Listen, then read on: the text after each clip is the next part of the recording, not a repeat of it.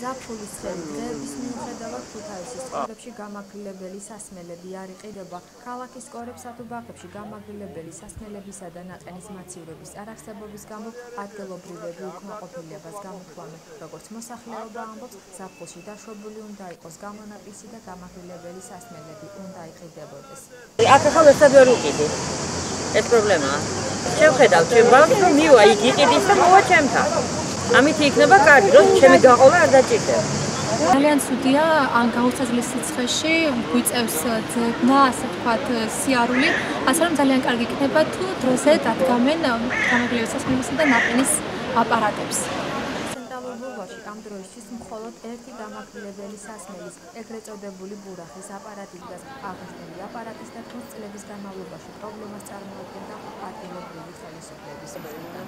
ქეთევან ჩიქაბერიძეს იმის გამო, რომ აღნიშნული აპარატი დაედგა, ის ინდმეწარმედ დარეგისტრირდა. აღნიშნულ აპარატს კი ამ დროისათვის ქალაქის ბურბაში მხოლოდ კვადრატნახევარი აქვს დაკავებული.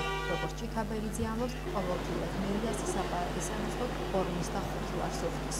მეც უნდა იყო და ყველაფერი მცირე ბიზნესი არის და ნებარჩქვევში არ შეიძლება მუშაობა საერთოდ. დიდი მეწარმეცა ვარ. მაქვს უფლება რა.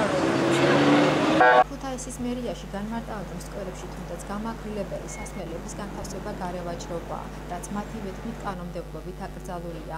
მერის არქიტექტურისა და ზედამხედველობის სამსახურში განმარტავენ, რომ აღნიშნულთან დაკავშირებით მომართვიანობა არის, თუმცა იმის გამო, რომ სამსახურები სრულყოფილად არ არის წარმოდგენილი ინდმეწარმეების მხრიდან, მათ ამის ნებართვას არ აძლევენ. მომართვა სრულყოფილად თუ ვერ იქნა წარმოდგენილი, ჩვენ არ გვხვდება გარევაჭრობისათვის ადგილების განთავსებაზე რაიმე ქმედება განახორციელოთ. ეს მოიცავს ანუ შესაბამის საკადასტრო აზროვნების ნახაზების მითითება ზუსტად მინიშნებას და ასე შემდეგ ბევრი დოკუმენტაცია საჭირო, რომელიც სრულყოფილად არ იქნა წარმოდგენილი არც ერთი მოთხოვნის მიერ. ამიტომ არ მოგიწევს საშუალება ანალოგიური განახორციელებას. ვიდრე კანონით გარევაჭრობა აკრძალული იქნება და ინდმეწარმეების სრულყოფილად ვერ წარადგენენ მერიაში საბუთს, მანამდე მოქალაქეებს ბაღებში გამაგრილებელი სასმელების ძიება თავად მოუწევთ.